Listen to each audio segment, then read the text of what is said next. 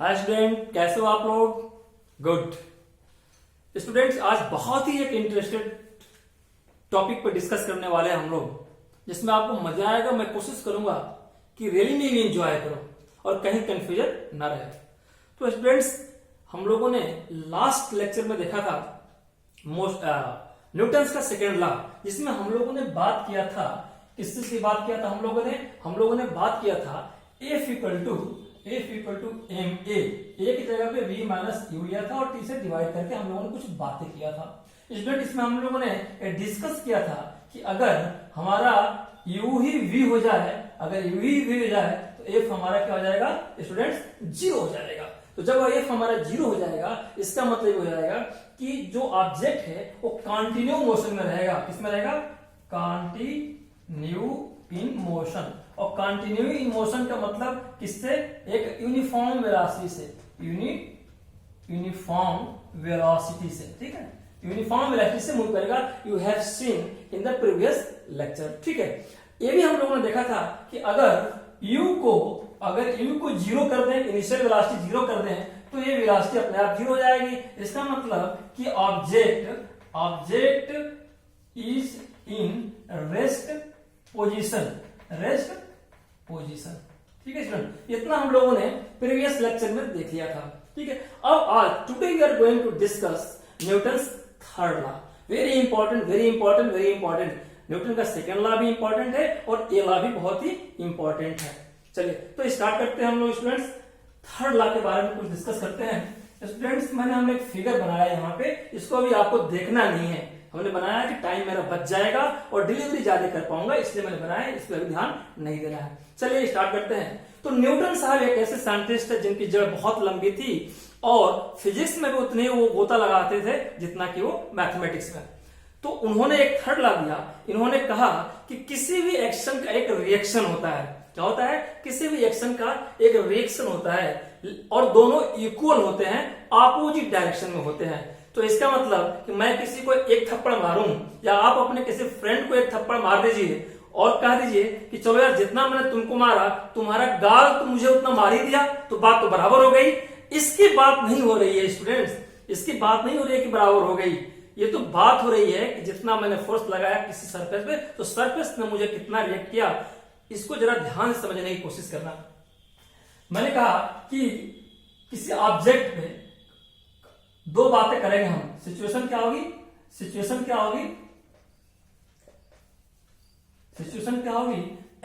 और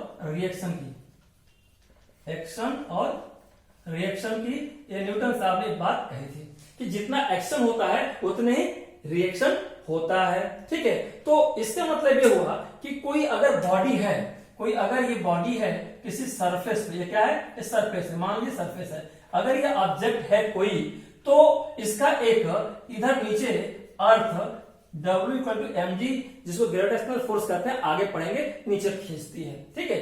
तो क्या मैंने कहा एक्शन का रिएक्शन इक्वल होता है? तो बात हो गई क्या कि मैंने थप्पड़ मार दिया, आपका फ्रेंड चुप हो जाए, कहे कि तुम्हारा गाल भी तो मुझे मेरे हाथ को उतना ही मारा है क्या? रिएक्शन करके बात बराबर हो गई। आपको छोड़ेगा नहीं? देखो कैसे नहीं छोड़ेगा।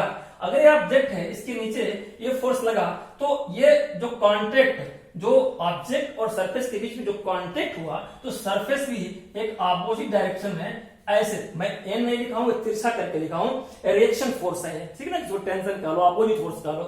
तो ये इक्वली लगा, जितना नीचे खींची उतने, इसकी बात की कि ये सरफेस ने लगाया कांटेक्ट का, वो जो आपका ऑब्जेक्ट है, उस ऑब्जेक्ट का जो सरफेस पे जो इलेक्ट्रोमैग्नेटिक चीजें हैं, वो एलिमेंट ने लगाया। इसकी चर्चा नहीं कर रहे हैं, इसकी तो चर्चा हम लोग करेंगे नहीं इसमें, क्योंकि ये दो मैंने कहा कि एक्शन का रिएक्शन, तो एक्शन का रिएक्शन यहां तो एक ही ऑब्जेक्ट पे हो रहा है स्टूडेंट्स, सेम ऑब्जेक्ट पे हो रहा है। तो सेम ऑब्जेक्ट पे हम फोर्स की बात नहीं करेंगे। यही तो बात है कि आपका दोस्त छोड़ेगा नहीं। तो हम बात करेंगे वो दो फोर्सेस का जिसको एक्शन किया, तो वो जो रिएक्शन किया वो दूसरी पे करेगा। कैसे? चलो, तो मैंने कहा कि ये जो एक्शन और रिएक्शन की बात मैंने किया, ये होंगे, तो ये कैसे होंगे? ये दोनों इक्वल होंगे। क्या होंगे? पहला क्या होगा? ये दोनों इक्वल होंगे। ये दोनों क्या होंगे? इक्वल होंगे। और दूसरा क्या होगा कि डायरेक्शन इनका अपोजिट होगा। डायरेक्शन इनका अपोजिट होगा। बड़ा ध्यान से समझना।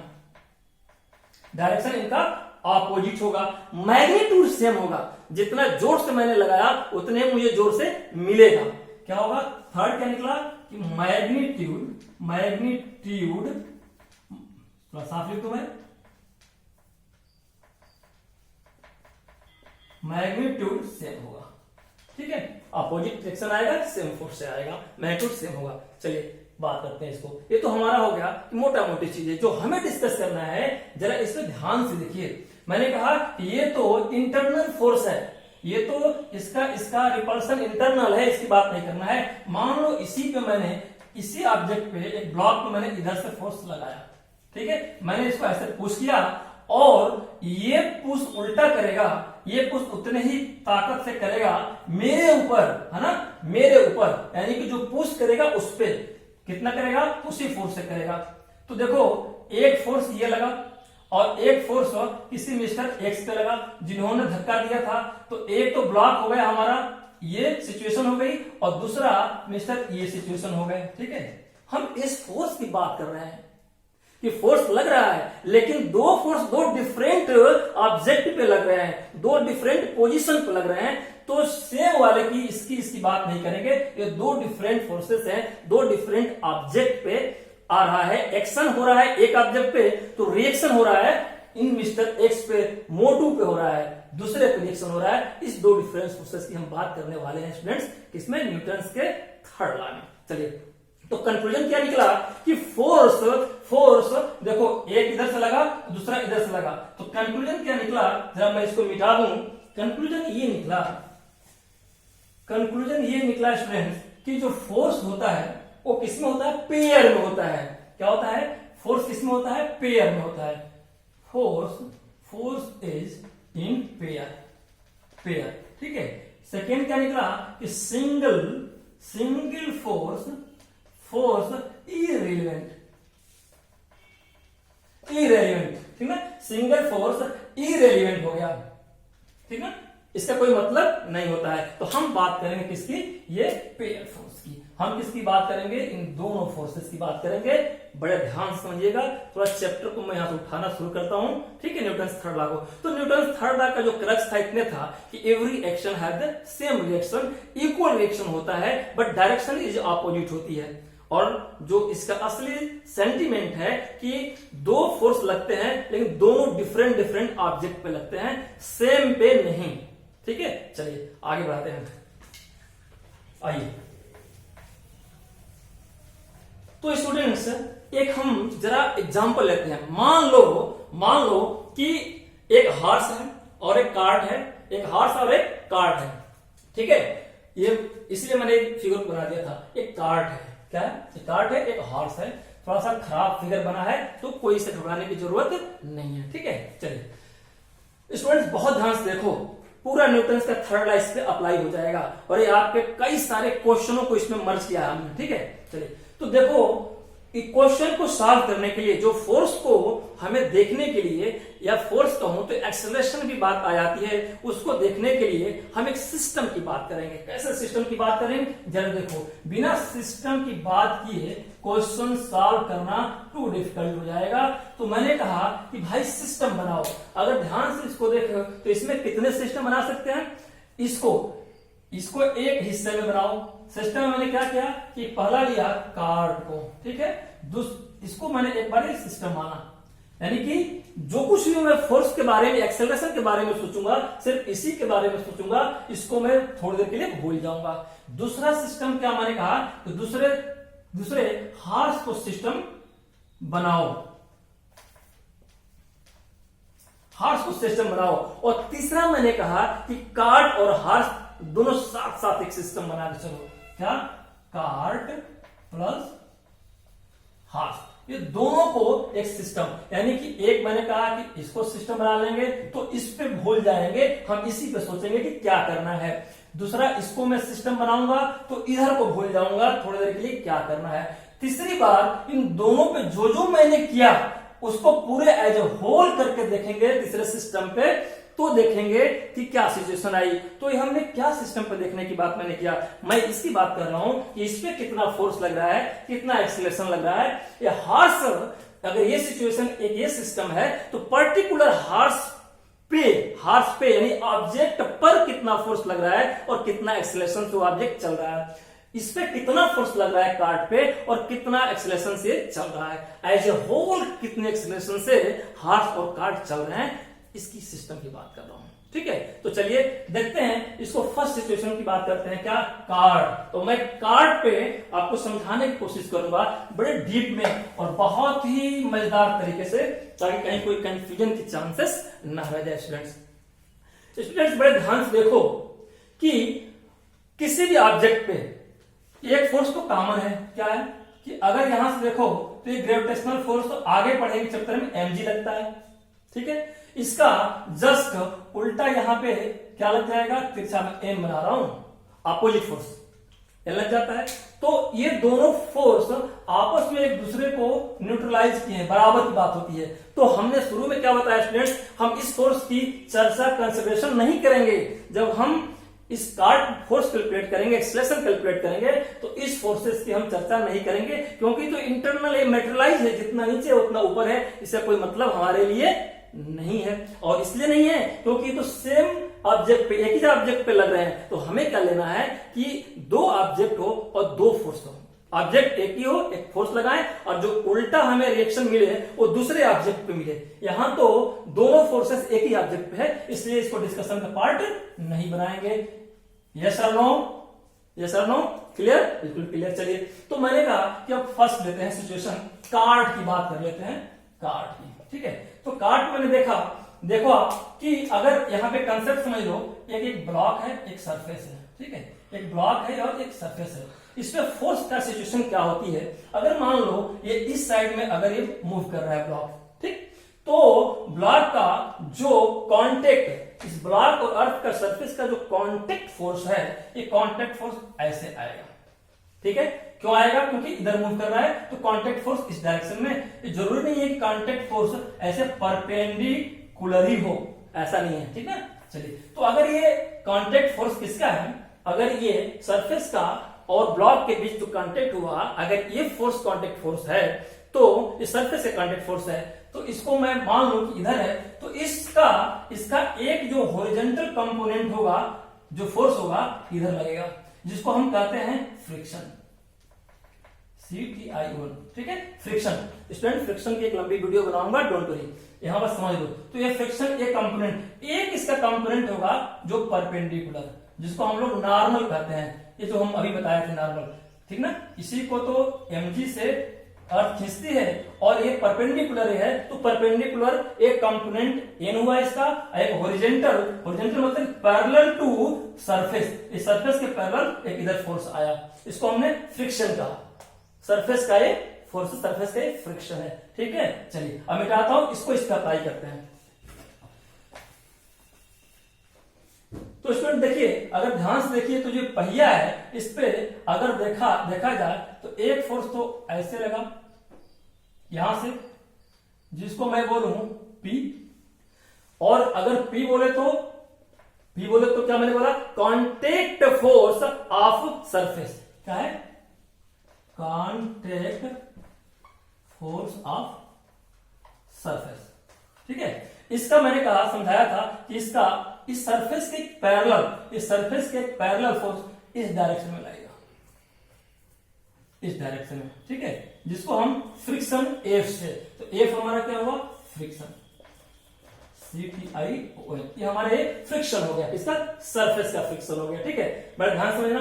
अगर देखो यहां पे तो ऐसे ड्रा कर दो, तो ये जो हमारा कांटेक्ट है, इसका एक हॉरिजॉन्टल कंपोनेंट हो गया, एक कौन सा कंपोनेंट हो गया, ये वर्टिकल, जिसको आप n से कहते हो, ये वर्टिकल कंपोनेंट या हॉरिजॉन्टल कंपोनेंट। हम बात करेंगे इन दोनों की, क्योंकि यही दोनों मिलकर के मोशन बनाते हैं। ये हॉरिजॉन्टल तो WMG से न्यूट्रलाइज हो जाता है, ये वर्टिकल वाला। ठीक है, बात करेंगे ऐसे, कोई दिक्कत है स्टूडेंट, कोई दिक्कत नहीं। चलिए, तो अगर हम देखें, अगर इसको हम, आप पीछे जरा Q से बना लो इसको, क्यों Q से बताते हैं। ठीक है, Q कर लिया हमने, तो जो हमारा Q है ये हो गया। ठीक है, चलिए, तो मैंने कहा कार्ड को हमने यूनिट माना था, कार्ड को एक सिस्टम माना था, इसको भूल जाने के लिए मैंने कहा था। सिर्फ अभी इसकी बात करते हैं। तो इसमें क्या निकालना है, आपके क्वेश्चन क्या आपसे पूछेगा कि भैया हमें बताओ कि एक हार्स है, हार्स को व्हिप्स करते हैं, एक कोड़ा मार देते हैं, तो कोड़ा मारते हैं और इस पे एक ड्राइवर बैठा है, तो हार्स कार्ट को लेकर भागता आगे, ठीक है। तो हमें देखना है कि डिफरेंट डिफरेंट फोर्सेस कहां कहां लगते हैं, ताकि एज ए होल हम कैलकुलेट करें कि किस एक्सेलरेशन से हार्स चल रहा है, किस एक्सेलरेशन से ये कार्ट चल रही है, कितना फोर्स किस पे लगाया, किसने कितना फोर्स किसने लगाया, ये हम कैलकुलेट करने चल रहे हैं इसमें, ठीक है। चलिए, तो एक बात तो क्लियर हो गई।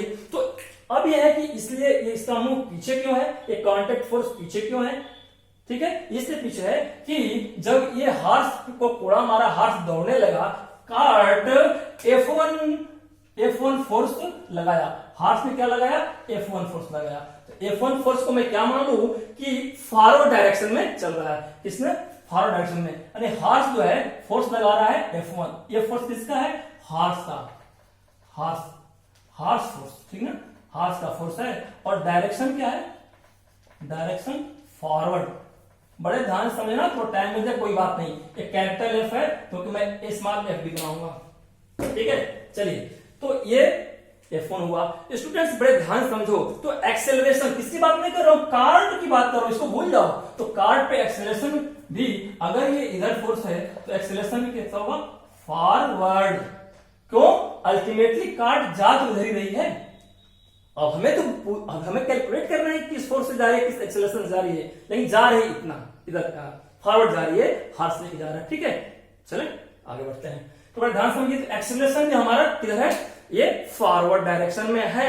तो कितना एक्सेलरेशन है ये हमें कैलकुलेट करना है, बात समझिए, ये मैं पढ़ाना चाह रहा हूं, ठीक है। तो फॉरवर्ड है, तो क्या मैं स्टूडेंट्स, ये पिछले हम लोग लेक्चर में डिस्कस नहीं किए थे क्या, कि A इक्वल टू F/m किए थे, किया था हम लोगों ने, ये चर्चा किया था हम लोगों ने। तो क्या इस पे एक्सेलरेशन, इस पे ये जो ये फार्मूला है इस पे लागू हो जाएगा, सोचने की बात है भाई। और स्टूडेंट एक और मजेदार चीज बताऊं कि मान लो कि F फोर्स का हार्स इसको इधर खींचा, तो हार्स को ये कार्ट पीछे खींचेगी, हार्ट पीछे खींचेगी, मतलब कि ये कार्ट हार्स पे भी फोर्स लगाएगी, किधर, पीछे की तरफ। तो हार्स पे फोर्स लगने वाला कौन सा है, ये F2 मान लो। ये फोर्स किस पे लग रहा है, हार्स पे, और ये फोर्स हार्स लगा रहा है कार्ट पे, ठीक है। ये दिमाग में रख लीजिए बात, ठीक है। तो चलिए, तो क्या ये फार्मूला यूज करके हम चाहें कि ये किस एक्सेलरेशन से कार्ट, हार्स नहीं, कार्ट घूम रही है, निकाल ले, तो बड़ा ही मुश्किल है। क्या इसका फॉरवर्ड डायरेक्शन है, फॉरवर्ड डायरेक्शन है, इससे पता चल जाएगा।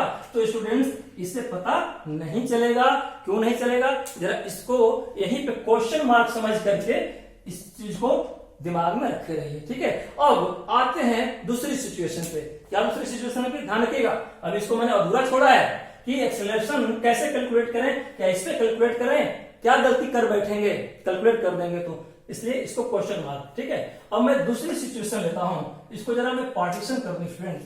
तो अब दूसरी सिचुएशन मैंने क्या कहा कि अब सिस्टम किसको बनाइए, हार्स को, ठीक है। तो जब हार्स को सिस्टम बनाएंगे तो इसको भूल जाएंगे, पर्टिकुलर हार्स पे हम फोर्स और एक्सेलरेशन की और फ्रिक्शन की बात करेंगे, ठीक है। तो के अब बनाएंगे हम सेकंड केस हार्स को, सेकंड को केस लिया हमने हार्स, ठीक है। चलिए बात करते हैं स्टूडेंट्स, हार्स पे अगर बड़े ध्यान से देखो तो एक वही बात, इसको एक ग्रेविटेशनल फोर्स नीचे ले रहा है और एक फोर्स इसको न्यूट्रलाइज किया है। इसकी तो बात ही नहीं करेंगे क्योंकि तो सेम ऑब्जेक्ट पे दोनों लग रहे हैं ना, सेम ऑब्जेक्ट। हमें तो बात करनी है कि डिफरेंट डिफरेंट ऑब्जेक्ट पे अपोजिट फोर्स चाहिए, तो इसलिए इसकी चर्चा, इसको कंसीडर नहीं करेंगे, इसकी चर्चा इसमें हमें करनी ही नहीं है। स्टूडेंट बड़े ध्यान से देखो, इसके पैर पे ध्यान देखो। मैंने कहा कि अगर देखा जाए कि पैर और सरफेस का कांटेक्ट हुआ है, घोड़े के पैर और सरफेस के कांटेक्ट हुए हैं, कोई डाउट इसमें, तो एक फोर्स इस पे जो लगेगा, किसका, ध्यान रखना, सरफेस का, सरफेस का एक फोर्स यहां पे रखेगा P, क्या मान लिया, ये P क्या है, ये कांटेक्ट फोर्स है, किसका, ये सरफेस का, और पैर का जो कांटेक्ट हुआ है, तो सरफेस ने कांटेक्ट फोर्स लगाया इस साइड में, इसमें कोई डाउट, ठीक है। तो अगर ये कांटेक्ट फोर्स है तो इसका एक ऐसे भी होगा, इसका एक वर्टिकल कंपोनेंट होगा जिसको हम एन कहते थे, और एक हॉरिजॉन्टल कंपोनेंट इसका हुआ ये, जिसको मैं कहूंगा एफ। कोई डाउट, एफ, कोई डाउट, एफ। एफ क्या है? ये फॉरवर्ड कंपोनेंट है। क्या है? एफ क्या है? ये फॉरवर्ड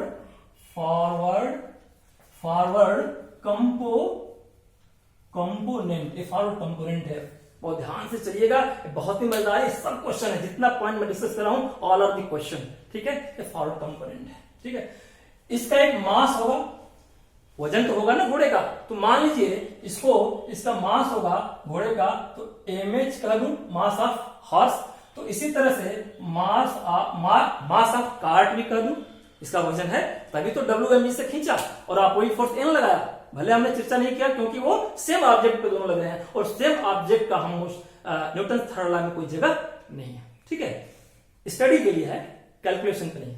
बात समझ आई? दोनों न्यूट्रलाइज कराते हैं। थोड़ा सा एक स्टेप और आगे बढ़ते स्टूडेंट्स, यहां पे हमें फोर्स को क्या करना है। अब देखो यहां पे जो लगाया, यहां लगाया, फोर्स तो इक्वल हो गया, इक्वल फोर्स की हम बात ही नहीं करेंगे, हम तो सिर्फ बात कर रहे हैं किसकी, इसकी कांटेक्ट फोर्स की, और इसका हॉरिजॉन्टल कंपोनेंट जिसको मैं फॉरवर्ड फोर्स, यही फोर्स फॉरवर्ड फोर्स जो आगे लेके चल रहा है।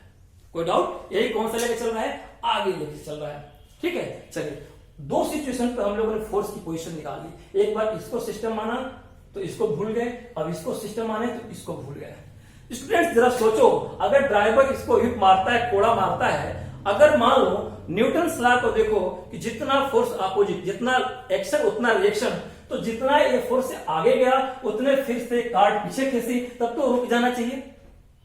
फिर ये चल क्यों रही है, एक ये दिमाग में रख लीजिए। और दूसरी चीज कि मान लो कि अगर ये एकाएक कोड़ा मार देता है, ठीक है, और ये पीछे की तरफ, या मैं कहूं कि ये पीछे की तरफ खींच दे और हाथ पीछे आ जाए, तब तो ड्राइवर कूद करके गिर करके इस पे आ जाएगा। एक ये भी बड़ा कंफ्यूजन है भाई, ठीक है।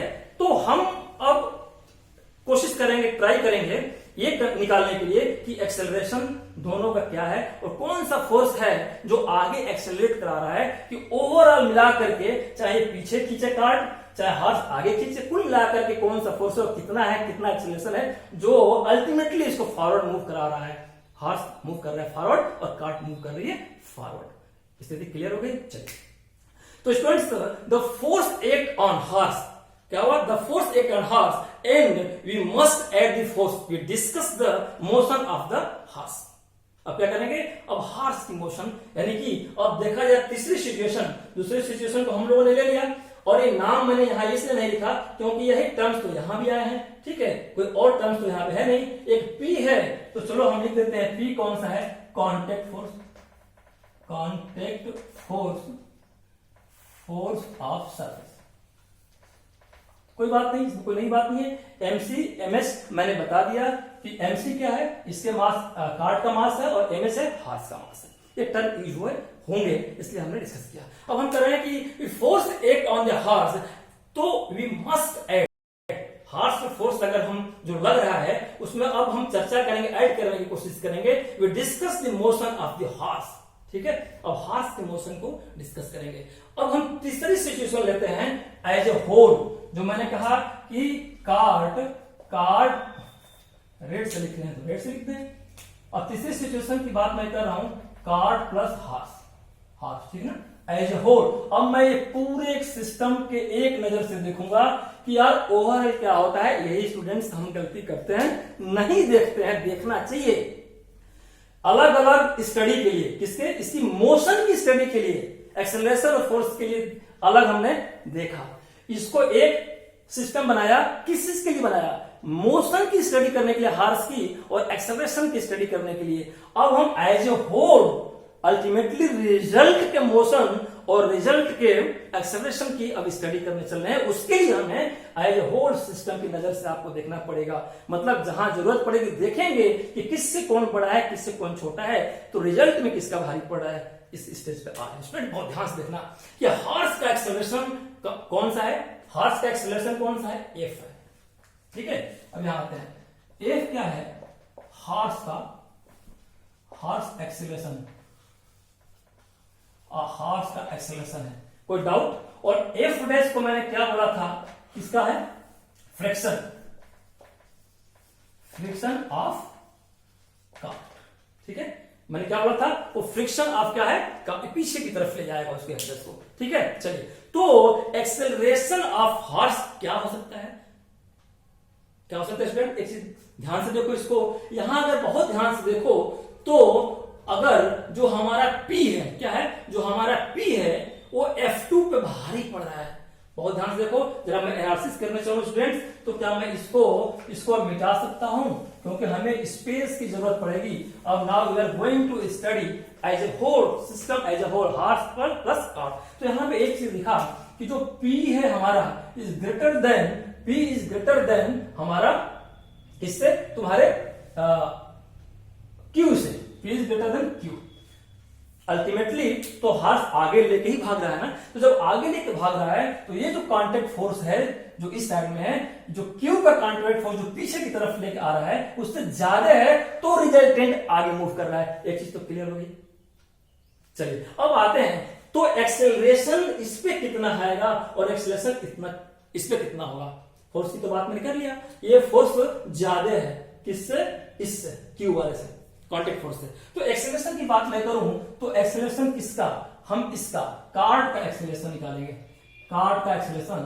तो A इक्वल टू क्या देखा था आप लोगों ने कि जब हम कार्ड का एक्सेलरेशन निकालेंगे, या मान लो हार्स का निकाल लेते हैं पहले, क्योंकि हम रिजल्ट की बात कर रहे हैं। चलो हार्स का एक्सेलरेशन निकाल ले, हार्स का एक्सेलरेशन की बात कर लेते हैं, ठीक है। तो हार्स का एक्सेलरेशन स्टूडेंट कितना होगा कि A इक्वल टू, तो नेट फोर्स कितना लगा, जैसे फार्मूला पर क्या है, A इक्वल टू फोर्स तो है लेकिन नेट फोर्स, और डिवाइडेड बाई क्या लिखा था हम लोगों ने, M।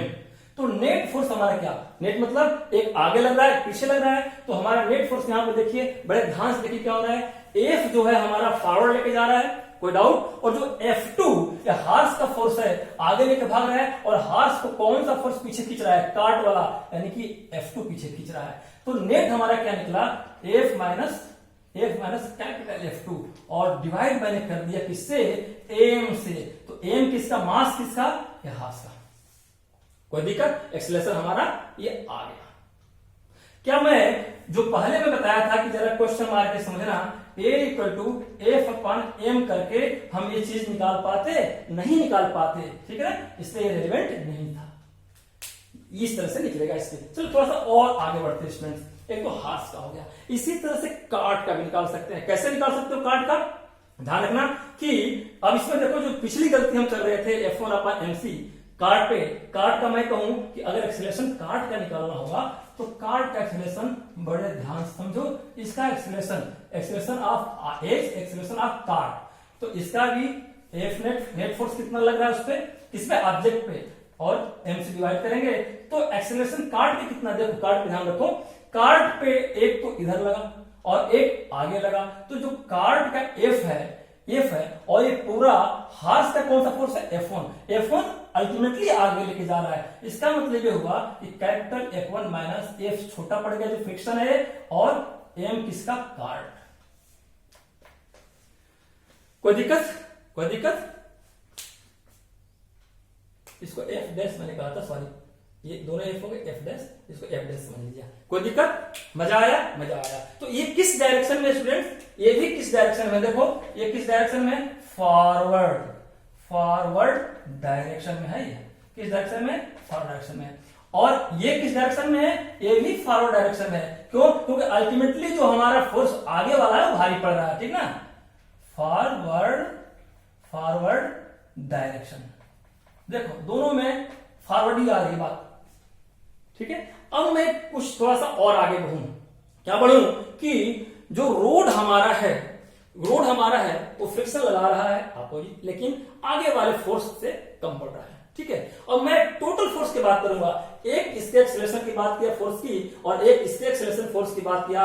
अब मैं हार्स कार्ड यानी टोटल अवॉइड करूंगा, टोटल हमारी फोर्स कितना, टोटल हमारा फोर्स कार्ड पे कितना लग रहा है, ठीक है। चलिए तो टोटल फोर्स कार्ड पे हमारा कितना लग रहा है, F माइनस F डैश, ये कार्ड का फोर्स ही तो है, ये फोर्स ही तो है, तो फोर्स कैलकुलेट कर लिया हमने, ये कार्ड का फोर्स है, और ये किसका फोर्स है, ये किसका फोर्स है, हार्स का फोर्स है, तो कार्ड हार्स के फोर्स की चर्चा किया, और कार्ड हार्स का एक्सेलरेशन की हम लोगों ने चर्चा किया। तो टोटल फोर्स हमारा क्या रहा,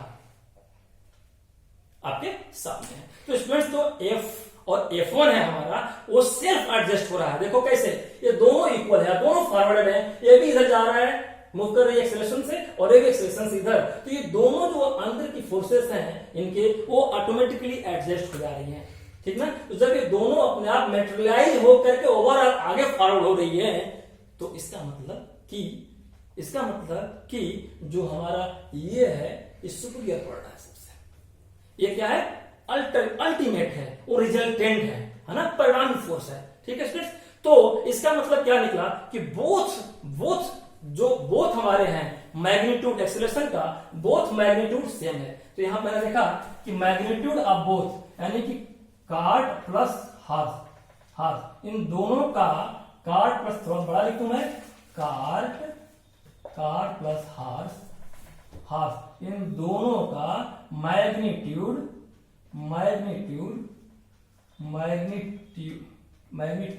क्या हो रहा है? सेम। दोनों का मैग्नीट्यूड क्या हुआ? सेम है, और दोनों का डायरेक्शन भी सेम है। तो दोनों का मैग्नीट्यूड और प्लस में डायरेक्शन लिख दूं, डायरेक्शन, दोनों का मैग्नीट्यूड डायरेक्शन सेम है। कैसा है? सेम है, ठीक है ना। इसलिए अल्टीमेटली जब कोड़ा मार रहे हो तो हार्स कुल मिलाकर के, चाहे ये जितना इधर हार्स पे अपोजिट फोर्स लगा दे, खींचे, कुल मिलाकर हार्स फॉरवर्ड होके जा रहा है। That is the concept of the Newton's third law, ठीक है। एक बार फिर जरा कंसेप्ट को समझ लो कंक्लूड करते समय, क्या कि अगर मान लो बात यही तो आई, बात यही तो आई कि मेरे पास दो सिचुएशन थी, ये नहीं लिया, मान लो एक सिचुएशन ये हो गया, एक ये हो गया, एक ये सिचुएशन हो गया, ठीक है। तो दोनों सिचुएशन यानी कि एक ये सिस्टम हुआ, इसको मैंने एक ये सिस्टम माना था, यही बात मैंने माना था। तो दोनों पे जो फोर्स लगा हमारा, वो फोर्स क्या है? जो मोशन, इस पे हमने सिस्टम पे मोशन को डिस्कस किया, और इस सिस्टम पे मोशन की ही तो बात की है, मोशन में तो फोर्स और एक्सेलरेशन की बात होती है। तो सभी, और इसका दोनों पे हमने मोशन की बात की। तो स्टूडेंट्स मैंने क्या कहा कि जब हम एज ए होल करेंगे तो सारे फोर्सेस को जब तक काउंट नहीं कर पाओगे, सारे फोर्सेस को कंसिडर नहीं करोगे, तब तक क्वेश्चन को सॉल्व नहीं कर पाओगे। तो कहोगे तब ये अलग अलग क्यों बनाए? अलग अलग सिर्फ एंड सिर्फ हमने टू डिस्कस ए मोशन, ये मोशन को डिस्कस करने के लिए हमने सिस्टम बनाया सिर्फ, ठीक ना। इसमें भी हमने मोशन को डिस्कस करने के लिए एक सिस्टम बनाया, लेकिन फोर्स और मोमेंट एक्सेलरेशन की बात करने के लिए एज ए होल लिया। यानी कि जब तक ये सारे फोर्सेस, सिर्फ यही फोर्सेस नहीं कि एक ऊपर गया एक नीचे आया, इस फोर्सेस से तो आप सारे नहीं कर पाओगे, इस फोर्सेस का तो हम इसमें कंसिडर ही नहीं कर रहे हैं। ये फोर्स, फिर हार्स पे ये फोर्स, ये सारे फोर्सेस को जब तक कंसिडर नहीं करोगे, तब तक F equal to ma calculate नहीं कर पाएंगे। ये मेरा यही कंक्लूजन था कि जो F इक्वल टू m है स्टूडेंट, जो F इक्वल टू ma है, ये तब करोगे जब ये सारे फोर्सेस को दिमाग में रख के करोगे, तब आएगा, अदरवाइज क्वेश्चन आपका रॉन्ग हो जाएगा। तो स्टूडेंट्स मैंने कोशिश किया एक अपनी तरफ से समझाने के लिए। आपको कैसा लगा? अगर अच्छा लगा लेक्चर तो स्टूडेंट्स सब्सक्राइब करना ना भूलिएगा, दूसरे को शेयर करना ना भूलिएगा, और बेल आइकन नोटिफिकेशन के लिए जरूर करिएगा स्टूडेंट्स। धन्यवाद।